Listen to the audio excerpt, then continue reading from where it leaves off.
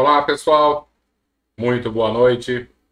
Começando mais uma live de quartas, do nosso pequeno projeto de leitura do livro A Caminho da Luz, aquele livro psicografado por Chico Xavier e pelo nosso querido Emmanuel, o mentor de Chico e por tabela de todos nós, porque ele nos traz tanta informação importante.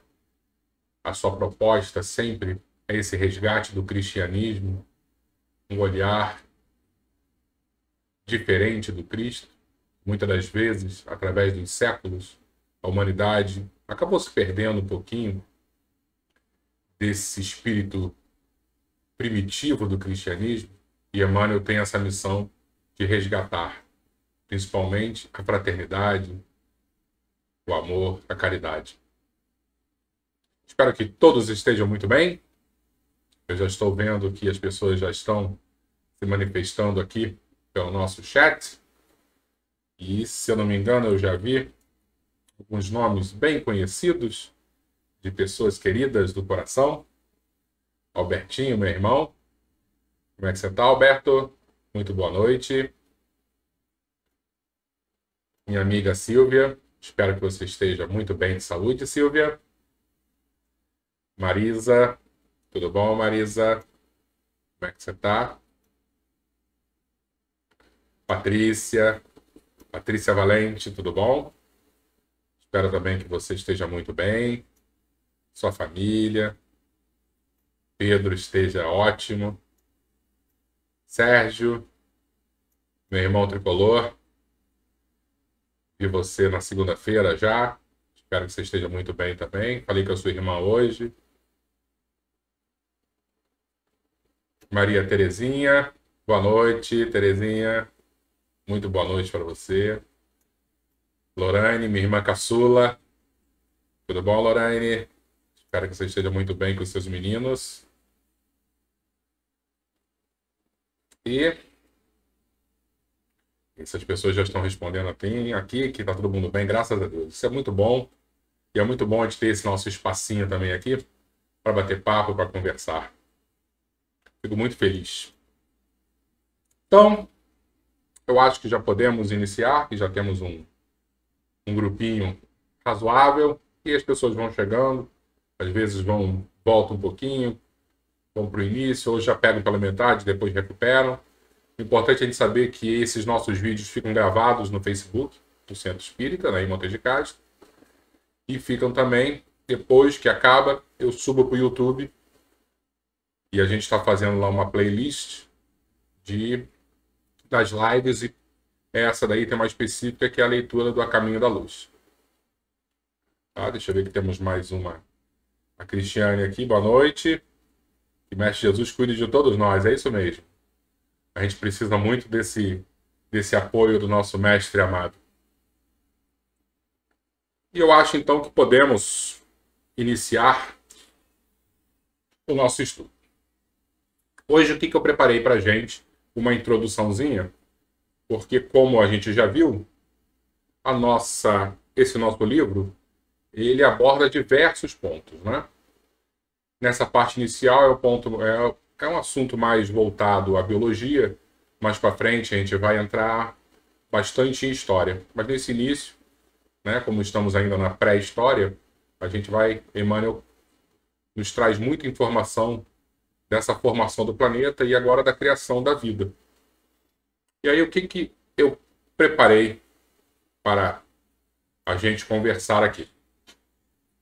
Um conceito que ele vai utilizar bastante nesse capítulo, que é o conceito de evolução de Darwin, tá? Então, muitas das vezes a gente estudou isso na escola, ou às vezes nem estudou, porque eu não sei quando começou a ser obrigatório isso, sei lá. Eu sei que quando eu estudei isso, dei a mínima atenção. Eu era um aluno um pouco relapso, vamos dizer assim. E depois eu acabei me interessando mais sobre o tema. Então, para a gente entender, né, o que significa essa teoria da evolução de Darwin, né, o tal da seleção natural, a gente vai falar um pouquinho, brevemente, sobre isso, para quando a gente entrar no livro, a gente ter uma certa bagagem para compreender o que Emmanuel está querendo nos dizer. Então, desde que o mundo é mundo, né, as pessoas querem saber a origem, né, o que existem diversos tipos de animais, né, como é que o homem evoluiu. E durante muito tempo, as religiões, né, principalmente a nossa querida Igreja Católica, eu falo querida mesmo de coração, porque eu gosto muito, até porque eu tenho recordações de outras vidas, que eu já passei por lá, então eu tenho muito respeito, tenho realmente um carinho muito grande.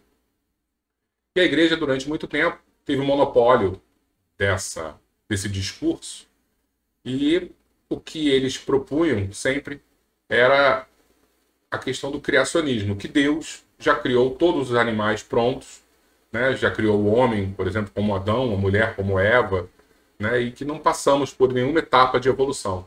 Já saiu como se fosse tudo do forno, já tudo prontinho, já na versão final. E durante algum tempo, já estamos falando assim de século XIX, os cientistas começaram a questionar isso. E um deles foi Lamarck. Tá?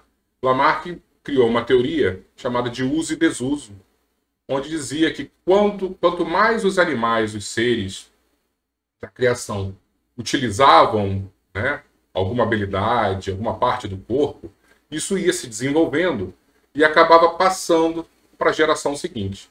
Então, por isso que nós temos aqui na parte superior esquerda, né, duas girafas, porque Lamarck dizia que a girafa, de tanto esticar o pescoço para comer uma vegetação que estava na parte superior, né, estava acima até da cabeça dela, os filhotes já nasciam com os pescoços maiores, e na outra geração a mesma coisa, até que o momento que a girafa teve aquele pescoção. Então, de tanto ela usar o pescoço para tentar comer, isso acabou passando para gerações futuras. E a gente sabe que isso está errado, né? Essa teoria não foi para frente. E Darwin criou a teoria dele.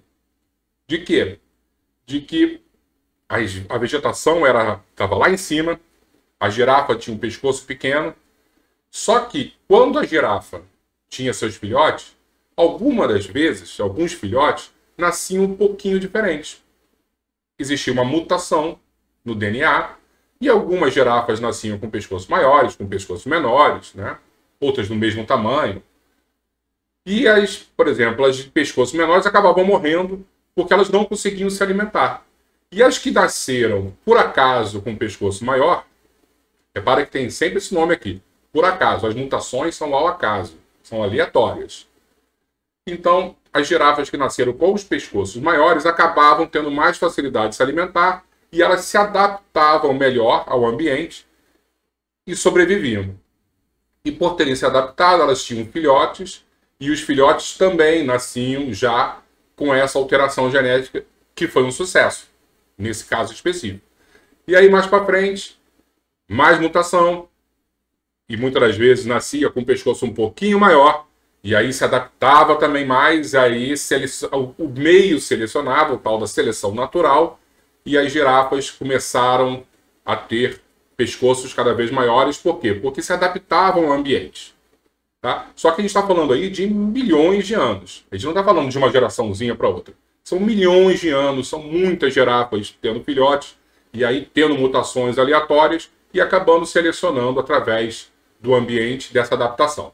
Então, quando a gente fala de Darwin, a gente está falando de seleção natural e de adaptação ao ambiente. São os seres melhores adaptados. Eu coloquei essa tartaruga aqui à esquerda, na parte inferior, justamente para isso. Porque Darwin viajou para Galápagos e ele começou a ver que cada ilha tinha uma tartaruga diferente. E ele começou a perceber que ilhas onde a vegetação era um pouquinho mais alta, as tartarugas são essas daqui da esquerda, da minha esquerda. Ou no caso, minha direita, não sei como é que vocês estão vendo aí. E nas ilhas onde a vegetação era rasteira, a tartaruga seria essa daqui que está em cima de mim. Por quê? Porque olha como é que está o casco dessa que está ao lado de mim. O casco dela é bem mais alto na parte do pescoço. Então permitia que ela esticasse mais o pescoço. Então as tartarugas que nasceram com essa modificação genética se adaptaram melhor àquele ambiente específico daquela ilha e elas começaram a reproduzir, e todas que vinham nesse formato se adaptavam mais e acabam procriando mais, sobrevivendo mais, e aí selecionou a espécie, esse tipo. E as que tinham a vegetação rasteira não precisavam disso, e aí continuou com o casco normal que a gente conhece aqui. Tá bom? Vocês estão entendendo direitinho? Acho que estão, né? Qualquer coisa é só falar aqui nos comentários que a gente volta. E aí, além disso, nós também temos a evolução, que isso vai ser muito importante para a gente hoje, porque Emmanuel vai abordar bastante esse tema, a evolução da nossa espécie humana.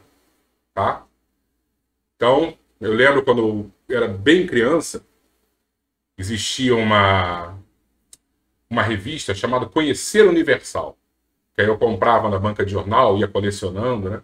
Eu lembro que tinha um capítulo só sobre a evolução. E eu estou falando isso da década de 1980. Na década de 1980, eles ainda acreditavam que a evolução era desse formato do desenho que a gente está vendo.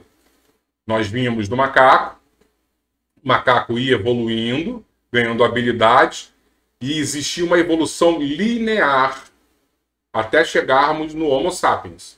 Tá? Então vai desde o Ramapiteco, passando pelo Australopithecus, até chegar no gênero Homo. Quando eu falo gênero Homo, por favor, não vamos confundir, né? A gente está falando de gênero em taxonomia, não é esse modismo hoje que as pessoas estão confundindo as coisas, que não tem nada a ver com gênero, tá? Então, o nosso gênero Homo de Homo sapiens. Ok? E o que hoje em dia as pesquisas mais atuais, os estudos mais atuais indicam que esse desenho linear é uma grande mentira. Então, a partir de 1990 que começou a mudar essa figurinha. E se você apresentar essa figura para numa aula de antropologia, o professor é capaz de bater em você porque os caras odeiam essa evolução linear, porque sabem que não existiu. Porque eles falam que é uma evolução em mosaico. Que você teve um ancestral em comum, por exemplo, entre o homem e o chimpanzé. Eles acabaram dividindo, eles chamam o tal do splits, teve uma divisão. O homem pegou uma linha de evolução, o chimpanzé pegou uma outra linha de evolução. E, pegando especificamente nos seres humanos, houve diversas tentativas até chegar no Homo sapiens. Então, se a gente pega, por exemplo, só no gênero Homo, se eu não me engano, houve épocas, e aí eu estou dizendo assim, época razoavelmente recente, de 15, 20 mil anos atrás, que existiam 4 tipos de Homo diferentes. Tá? O Homo sapiens, não são 20 mil anos atrás, não, desculpa, acho que são 100 mil anos atrás. Homo sapiens, o Homo neanderthalensis, né, que a gente chama de Neandertal, o Homo heidelbergensis, que foi encontrado na Alemanha, né, o denisovano, foi encontrado ali na Ásia. Então, durante esse período, os 4 existiram ao mesmo tempo. Porque antigamente, quando eu digo antigamente, estou falando da década de 1980, gente, não é tão antigamente. As pessoas achavam, por exemplo, que o Homo sapiens era uma evolução do homem neandertal. Tá? Que chegou ao homem neandertal e, de repente, pum, evoluímos para os sapiens. Isso não aconteceu. Eles existiram ao mesmo tempo como se tivesse a natureza desesperadamente querendo chegar a uma espécie vencedora e abriu diversas formas de estudos genéticos para chegar nesse final, tá? que somos nós. Então, a partir daí, nós vamos começar a nossa leitura, que eu acho que já é o suficiente para a gente entender bem o que Emmanuel está dizendo. Então vamos começar o capítulo 2, a vida organizada. E ele vai falar então sobre as construções celulares. Vocês estão com o livro aberto aí? Se não tiverem, é só pegar, ler aí junto comigo, tá? Às vezes tem um errinho de escrita, porque provavelmente na hora que passaram para PDF, o programa que transformou o livro físico em livro digital não fez bem feito. Provavelmente isso aí deve ser algum arquivo piratão que eu baixei na internet. A vida organizada. as construções celulares. Sob a orientação misericordiosa e sábia do Cristo, você vê que Jesus está sempre envolvido nesse projeto. Tá? Jesus é o diretor do projeto Planeta Terra. Laboravam na Terra numerosas assembleias de operários espirituais. E ele não estava sozinho. Não era que mandava assim, faça-se a luz e fazia, não. Tinha muitos espíritos bem evoluídos, bem capacitados para trabalhar junto do Mestre Jesus. Como a engenharia moderna, que constrói um edifício prevendo os menores requisitos de sua finalidade, os artistas da espiritualidade edificavam o mundo das células, iniciando nos dias primeiros a construção das formas organizadas e inteligentes dos séculos por vindouros. Então existia um projeto, tá? O projeto Vida, onde começou muito lá atrás e eles já tinham exatamente noção onde eles queriam chegar. Não era, vamos fazer ao acaso, eu acho que dá para... Não, eles já tinham essa noção, eles não sabiam exatamente como era, por isso que eles fizeram diversos testes, mas eles já tinham noção onde eles queriam chegar. Eles não sabiam exatamente como. Por isso que demora esse tempo. Isso aqui é maravilhoso, esse capítulo, esse parágrafo. O ideal da beleza foi a sua preocupação nos primeiros momentos, no que se referia às edificações celulares das origens. É por isso que em todos os tempos a beleza, junto à ordem, constituiu um dos traços indeléveis de toda a criação. Então, quando a gente olha as flores, né, os animais, as cores que a natureza nos proporciona, a gente vê realmente que a beleza era a preocupação enorme desses engenheiros, né? E, ao mesmo tempo, a ordem. Você vê nitidamente que a natureza, existe uma ordem interessantíssima na natureza. Ela se ajusta, ela se resolve, né? Quando o ser humano começa a tentar intervir, geralmente não dá certo. Eu sempre conto a história que em Fernando de Noronha existia um rato que saía à noite, né? Toda noite esse rato saía e estava começando a trazer problemas ali à ilha. E aí um grande gênio resolveu importar um lagarto, um calango, e colocar lá por quê? Porque o rato ele ia ser devorado por esse calango. Então traria equilíbrio ao ecossistema ali de Fernando de Noronha. O problema é que eles não combinaram entre o rato e o lagarto. O lagarto tem hábitos diurnos e o rato noturno. E hoje em dia, se você vai para lá de dia, está cheio desse lagarto espalhado e à noite você tem o problema dos ratos. Tá? Então, primeiro a gente tem que combinar entre os animais, porque senão, quando a gente tenta se meter, não dá certo. As formas de todos os remos, não, né? Os reinos da natureza terrestre foram estudadas e previstas. Os fluidos da vida foram manipulados de modo a se adaptarem às condições físicas do planeta. Olha como ele chama de o DNA, né? Essa parte genética, porque não existia o conceito ainda de DNA em 1938. Então ele fala os fluidos da vida. Os fluidos da vida foram manipulados, a gente está falando de manipulação genética, de modo a se adaptarem às condições físicas do planeta, encenando-se as construções celulares segundo as possibilidades do ambiente terrestre, tudo obedecendo a um plano pré-estabelecido pela misericordiosa sabedoria do Cristo, consideradas as leis do princípio e desenvolvimento geral. Então Jesus criou todo um modelo, né, um planejamento, e os espíritos estavam trabalhando para alcançar esse objetivo final. Deixa eu ver se temos alguma perguntinha. Ok, eu vou continuar. Os primeiros habitantes da Terra. Dizíamos que uma camada de matéria gelatinosa envolvera o orbe terreno em seus mais íntimos contornos. Isso foi no capítulo passado, quando Emmanuel estava falando sobre Jesus iniciando o projeto Vida na Terra. Então ele criou uma matéria gelatinosa e a partir daí iniciou-se a vida. Essa matéria, amorfa e viscosa, era o celeiro sagrado das sementes da vida. O protoplasma foi o embrião de todas as organizações do globo terrestre. E se essa matéria sem forma definida, lembra que a gente falou? As células procariontes, que não tinham ainda membrana nuclear, então não tinha forma definida, ele está falando disso.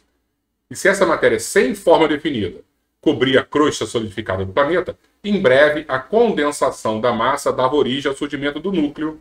Já estão começando a ver os eucariontes, né? As células já com membrana, iniciando-se as primeiras manifestações dos seres vivos.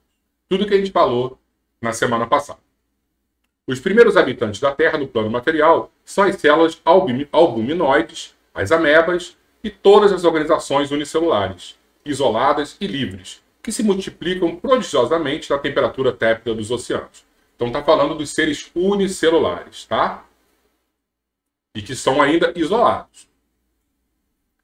Com o escoar incessante do tempo, esses seres primordiais se movem ao longo das águas, onde encontram o oxigênio necessário ao entretenimento da vida, elemento que a terra firme não possuía ainda, em proporções de manter a existência animal, antes das grandes vegetações. Então, o que ele está dizendo? Lembra que eu falei que, de repente, essa célula, que já era eucarionte, ela começou a fazer fotossíntese, e aí começou a expelir oxigênio, aí modificou completamente a estrutura do planeta? Só que, no primeiro momento, as águas começaram a ficar oxigenadas, e aí a vida começou a surgir com muito mais profundidade, né? Muito mais quantidade, na água.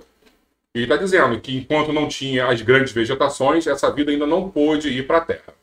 Esses seres rudimentares somente revelam um sentido, o do tato, que deu origem a todos os outros, em função de aperfeiçoamento dos organismos superiores. Então, nesse momento, eram todos cegos, surdos, né? Todos os seres não tinham nada, nenhum tipo de sentido. Era apenas o tato. Depois que isso, com o passar dos anos, quando a gente falou isso, a gente está falando de milhões de anos de evolução, até, por exemplo, desenvolver a visão, tá? E aí ele vai falar sobre a elaboração paciente das formas. Decorrido muito tempo, eis que as amebas primitivas se associam para a vida celular em comum, formando-se as colônias de infusórios, de polipeiros, em obediência aos planos da construção definitiva do porvir, emanados no mundo espiritual, onde todo o progresso da Terra tem a sua gênese. Você tem seres unicelulares, indivíduos totalmente separados um do outro, e aí agora eles já começaram a se juntar, a natureza já percebendo que quanto mais próximo, quanto eles trabalhando mais juntos, mais coesos, mais fortes eles vão ficar. Os reinos vegetal e animal parecem confundidos nas profundidades oceânicas. Não existem formas definidas nem expressão individual nessa sociedade de infusórios. Mas desses conjuntos singulares, eu falei, eles estão começando a se juntar, formam-se ensaios de vida que já apresentam caracteres e rudimentos dos organismos superiores. Eram seres individuais, começaram a se juntar, e aí essa união já começa a apresentar a forma que os seres superiores vão ter. Rudimentos dessa forma. Milhares de anos foram precisos operários de Jesus nos serviços da elaboração paciente das formas. Mais uma vez, não estamos falando de dois, estamos falando de milhares de anos. É muito tempo de evolução. A princípio, coordena os elementos da nutrição e da conservação da existência. O coração e os brônquios são conquistados e após eles formam-se os pródromos celulares do sistema nervoso e dos órgãos da procriação, que se aperfeiçoam, definindo-se nos seres. Falando exatamente uma evolução bem gradativa. Agora ele vai falar sobre as formas intermediárias da natureza. Está começando a ficar mais interessante, e quanto mais a gente for falando isso, a gente fica mais próximo de nós, seres humanos. A atmosfera está ainda saturada de umidade e vapores, e a terra sólida está coberta de lodo e pântanos inimagináveis.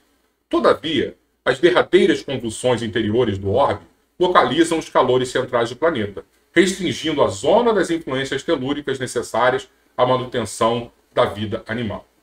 Vocês lembram que não existiam os continentes? Era a grande Pangeia, todo mundo era junto? E aí vão tendo os grandes terremotos, esse afastamento, e aí cada vez mais você consegue criar espaços mais sólidos para a vida começar a surgir nesses setores, tá?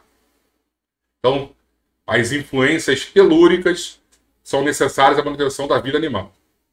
Esses fenômenos geológicos, esses grandes terremotos, estabelecem os contornos geográficos do globo, delineando os continentes e fixando a posição dos oceanos, surgindo desse modo as grandes extensões de terra firme, aptas a receber as sementes prolíficas da vida. Os primeiros crustáceos terrestres são um prolongamento dos crustáceos marinhos. Seguindo-lhes as pegadas, aparecem os batráquios, seriam os sapos, né? Que trocam as águas pelas regiões lodosas e firmes. Então, os seres já estão começando a sair do mar e indo para a terra. Ele fala dos crustáceos terrestres, fala dos sapos, né, os nossos anfíbios, consumados em todos os reinos da natureza, eliminando-se os frutos teratológicos e estranhos, do laboratório de suas perseverantes experiências.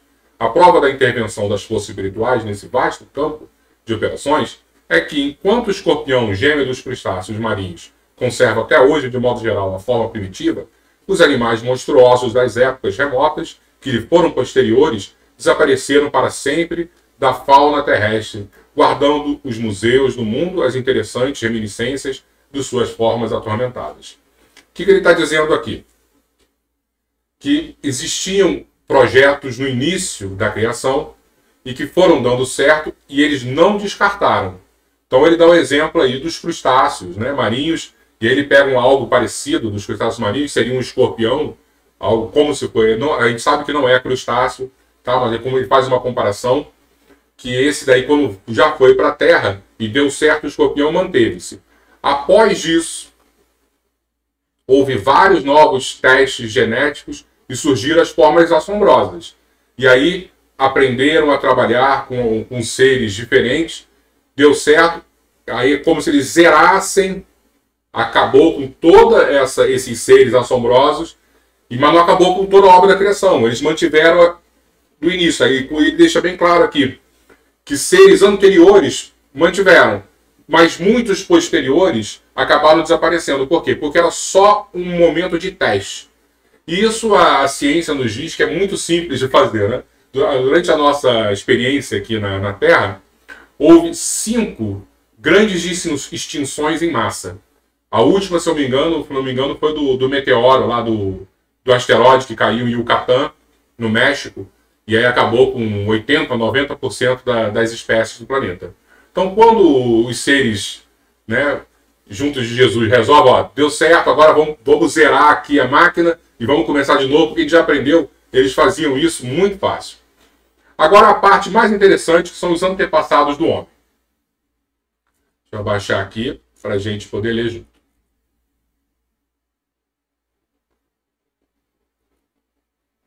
Os antepassados do homem.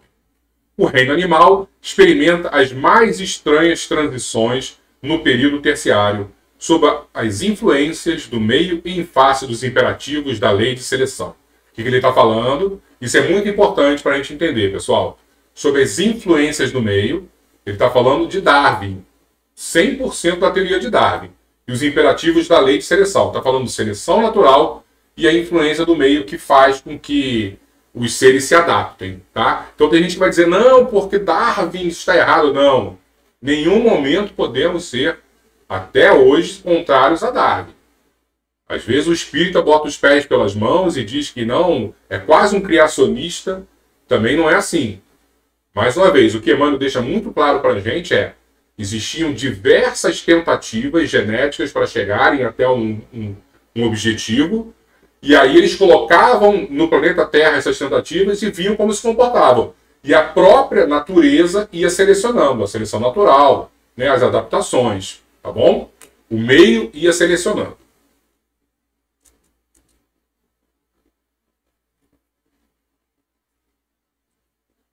Mas o nosso raciocínio ansioso procura os legítimos antepassados das criaturas humanas, nessa imensa vastidão dos proscênios da evolução anímica. Onde está Adão com a sua queda do paraíso?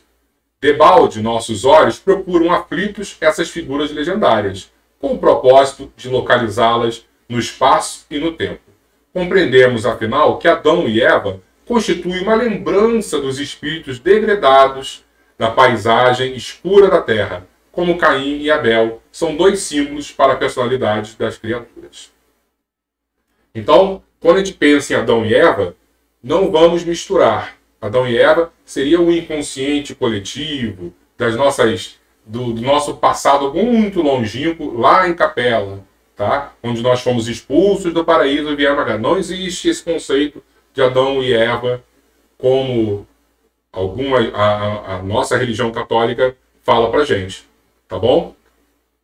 Não existe. Então, existia assim uma evolução até chegar no homem. Deus não criou um homem já prontinho e uma mulher prontinha. Tá? Isso é nossa tentativa de acelerar, né? Essa nossa ansiedade que faz isso. Examinada, porém, a questão nos seus prismas reais, vamos encontrar os primeiros antepassados do homem sofrendo os processos de aperfeiçoamento da natureza. No período terciário, a que nos reportamos, sob a orientação das esferas espirituais, notavam-se algumas raças de antropóides, né, aqueles homens da antiguidade, né, no Piloceno inferior. Esses antropóides, antepassados do homem terrestre e os ascendentes dos símios que ainda existem no mundo, tiveram a sua evolução em pontos convergentes, e daí os parentescos sorológicos. Ele está falando dessa questão do DNA, que nós temos, por exemplo, com o chimpanzé, uma proximidade de 98% do nosso DNA, e aí ele usa o termo parentesco sorológico, como disse, não existia o conceito de DNA ainda, entre o organismo do homem moderno e o do chimpanzé da atualidade. Você vê que Emmanuel estava muito antenado, né? Ninguém sabia exatamente nessa época que o chimpanzé era o mais próximo, né, do ser humano. Porque, por exemplo, tem um gorila, você tem diversos outros símios que poderiam ser mais próximos, né? Orangotango, não, ele já deixa bem claro aí que é o chimpanzé. E acertou 100%. Reportando-nos, todavia, aos eminentes naturalistas dos últimos tempos, que examinaram meticulosamente os transcendentes assuntos do evolucionismo, somos compelidos a esclarecer que não houve propriamente uma descida da árvore no início da evolução humana. É aquela figurinha que eu mostrei que parecia que nós viemos do macaco até chegar o ser humano hoje. Ele diz, não foi assim. E hoje a gente sabe realmente que não foi assim. Existia, sim, um ancestral em comum, e aí uma linha de evolução partiu desse ancestral em comum e veio até o ser humano, e outra linha foi para o chimpanzé. E assim também aconteceu com gorilas, assim aconteceu com orangotango, tá? Mas isso mais antigo. Então essa divisão foi 7 milhões de anos atrás que aconteceu. Então Emmanuel é certeiro, absurdamente certeiro, quando ele fala isso. As forças espirituais que dirigem os fenômenos terrestres, sob a orientação do Cristo, estabeleceram na época da grande variabilidade dos elementos materiais uma linhagem definitiva para todas as espécies, dentro das quais o princípio espiritual encontraria o processo de seu acrisolamento em marcha para a racionalidade. Os peixes, os répteis, os mamíferos tiveram suas linhagens fixas de desenvolvimento e o homem não escaparia a essa regra geral. Então o projeto ser humano foi escrito muito lá atrás e seguiu uma linha toda própria até chegar onde nós chegamos. Tá? É um projeto que realmente foi feito para dar certo. Tá? Então as pessoas vão achar que é um pouco foi ao acaso, isso não foi. Existe um projeto, pessoal. A grande transição. Deixa eu ver se temos alguma pergunta aqui. A grande transição. Os antropóides das cavernas espalharam-se então aos grupos pela superfície do globo, no curso vagaroso dos séculos, sofrendo as influências do meio, Darwin, lembra que a gente fala do meio, selecionando, né? Influências do meio, e formando os pródromos das raças futuras em seus tipos diversificados. A realidade, porém, é que as entidades espirituais auxiliaram o homem do sílix, seria o homem da era da pedra, né? Da idade da pedra, sílix é pedra, imprimindo-lhe novas expressões biológicas, e extraordinárias experiências foram realizadas pelos mensageiros do invisível. Então, no plano espiritual, foram fazendo experiências e elas acabavam repercutindo no corpo físico desses seres. E cada vez iam tendo novas expressões biológicas. Muito teste foi sendo feito nesse período. E nem todos os testes deram certo. Isso é que é legal a gente imaginar. Que parece que os seres são perfeitos e fizeram um trabalho com perfeição. Não. Muitas vezes deu errado e eles descartavam. As pesquisas recentes da ciência sobre o tipo de Neandertal reconhecendo nele uma espécie de homem bestializado, e outras descobertas interessantes da paleontologia quanto ao homem fóssil são atestados dos experimentos biológicos a que procederam os prepostos de Jesus até fixarem no primata entre aspas, os característicos aproximados do homem futuro. Então eles fizeram um teste e às vezes estava errado. E aí saía aquela coisa estranha lá do Neandertal. E muitas vezes começou a dar certo. Opa, vamos seguir por essa linha aqui. Foi o que eu falei. Pouco tempo atrás, você tinha 4, 5 seres no mesmo gênero, Homo, existindo ao mesmo tempo. É como se eles tivessem, ó, vamos pegar essa parte aqui que deu certo, esse poder cognitivo aqui que está dando certo, essa força aqui, e aí depois ia e juntava, e aí veio o Sapiens direitinho como a gente conhece. Os séculos correram ao seu velário de experiências penosas sobre a fronte dessas criaturas de braços alongados e de pelos densos. Até que um dia, isso é muito importante, pessoal, até que um dia as hostes do invisível, isto é, Jesus e seu grupo, operaram uma definitiva transição no corpo perispiritual pré-existente dos homens primitivos nas regiões siderais e em certos intervalos de suas reencarnações. Então, no plano espiritual, eles faziam modificação nos perispíritos desses seres, colocavam para encarnar e aí já nasciam seres modificados. Tá? Então você vê que a alteração genética não é no corpo físico imediato, é no corpo espiritual, no perispírito. Quando você bota para encarnar, aí ele gera uma mutação no corpo físico e aí já vem um corpo mais aperfeiçoado. Então ele está dizendo que durante intervalos e intervalos de reencarnações houve essa alteração genética no plano espiritual que refletia aqui no plano físico. Tá bom? E o que é legal, quando Darwin fala que as mutações ocorrem ao acaso, Emmanuel diz que não é ao acaso.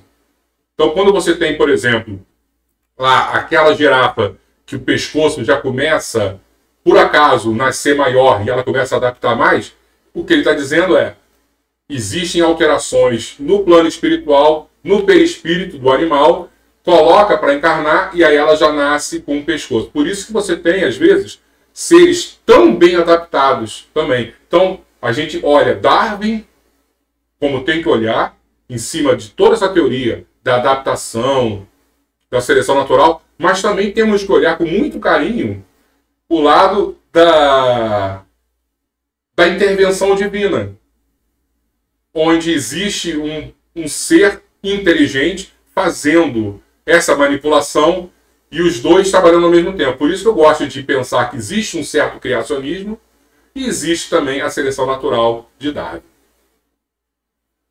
Surgem, então, os primeiros selvagens de compleição melhorada, tendendo à elegância dos tempos do porvir. Então, foram trabalhando e começou a surgir, os seres começaram a surgir com uma compleição mais assim equilibrada, né? Uma transformação visceral verificara-se na estrutura dos antepassados das raças humanas. Como poderia operar-se semelhante transição? Perguntará o vosso critério científico. Muito naturalmente. Também as crianças têm os defeitos da infância corrigidos pelos pais, que as preparam em face da vida, sem que na maioridade elas se lembrem disso. Né? Ele diz o quê? Que o nosso paizão Jesus, ele melhorou, ajudou a gente, corrigiu os nossos defeitos, e a gente não vai se lembrar disso. Mas, de alguma forma, hoje, nós somos frutos exatamente desse trabalho tão meticuloso e de tanto amor do nosso mestre. E aí terminamos. E semana que vem vamos falar agora sobre as raças adâmicas, o sistema de Capella, que provavelmente vocês gostam muito também, porque eu gosto muito desse tema. E aí a gente vai começar a falar quase de ufologia, né? Porque Emmanuel abre para a gente um leque de opções enorme nesse livro. Então a gente tem muitos temas a explorar. Deixa eu ver aqui. Bem, então eu acho que é isso, pessoal. A gente perdeu lá um tempinho com o nosso bug, por isso que acabou que eu tive que dar uma corridinha no final. Mas mesmo assim eu acho que deu pra gente pegar, né? Vamos fazer a nossa prece para a gente encerrar dentro do tempo?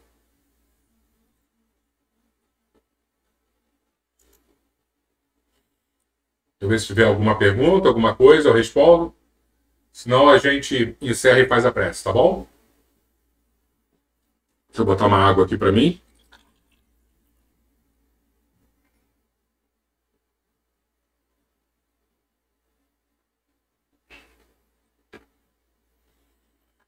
O que é muito importante é isso mesmo, Sérgio. Semana que vem vai ser imperdível.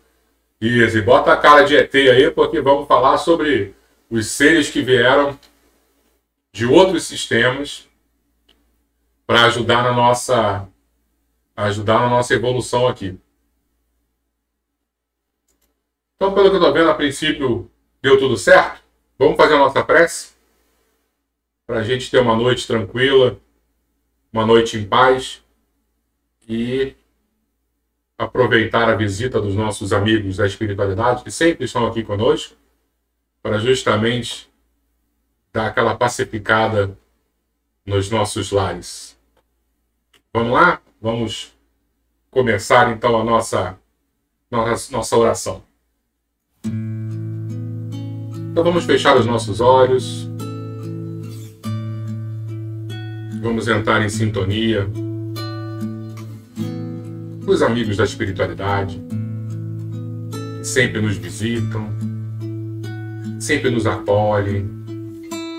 Lembrar principalmente do Mestre amado, do Jesus,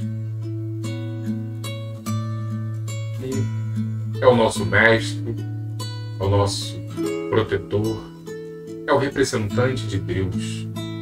Por isso, podemos, sem nenhum tipo de problema, chamá-lo de Pai, de amigo, irmão maior, porque Ele está nas nossas vidas. Ele está conectado ao nosso psique. Basta um olhar nosso, um pensamento pequeno que seja, pedindo ajuda. E não tenhamos dúvida, essa ajuda virá. Jesus amado, aqui estamos, Senhor. Quantas vezes, com medo, angustiados, nos sentindo abandonados, possamos, Mestre, redobrar a nossa vigilância, aumentar a nossa fé em Ti, lembrando que o Senhor é o nosso grande amigo, que basta um olhar Seu para que as nossas vidas se modifiquem. Assim, Mestre, te imploramos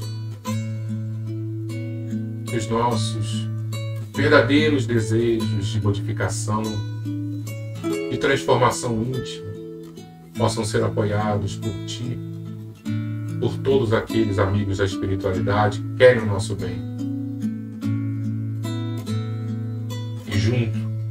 E junto desse amor, dessa luz que tanto pedimos, venha também o acolhimento para aqueles que ainda não compreenderam que a solução é o amor, é a caridade, é a transformação verdadeira.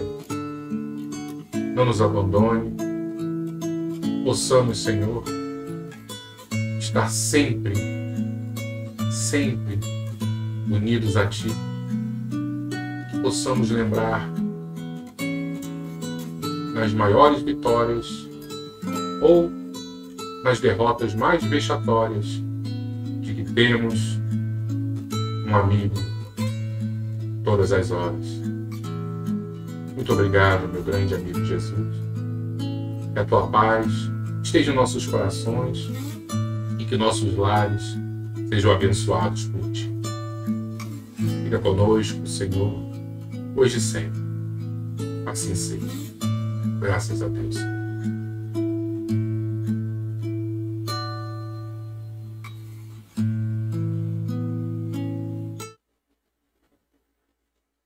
Meus queridos amigos, muito obrigado.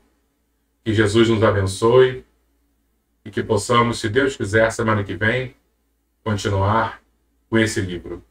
Obrigado pela paciência. Às vezes temos problemas técnicos, a gente tenta resolver o mais rápido possível, mas nem sempre a gente consegue alcançar. Mas deu tudo certo. Beijo em todos, fiquem com Jesus mantenham a fé, porque dias melhores virão e, se Deus quiser, estaremos aqui para vivenciar períodos mais doces. Beijos, boa noite a todos, que Jesus nos abençoe. Até semana que vem, pessoal.